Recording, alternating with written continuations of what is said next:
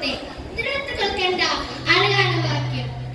நாம் எவ்வளவு சிறிய புள்ளிகள் ஆகியிருந்தாலும் நாம் வாழும் உலகம் இப்போது ஒரு கிளிக் தொலைவில் உள்ளது.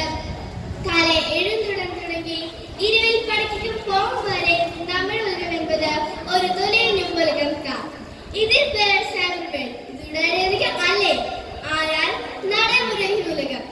இந்த சைபர் உலகம் நமது கற்றல் முறையை தொடர்புள்ள வழிகளையும் வாழ்வை முழுமையாக மாற்றி அமைத்து விட்டது. மாணவர்கள் நமக்கு இது மிகப்பெரிய அறிமுகமுள்ளது. ஆன்லைன் வகுப்புகள், கல்வி வீடியோகள், திட்டப்பணிகள் இதெல்லாம் இணையத்தில் சாத்தியமாகிறது.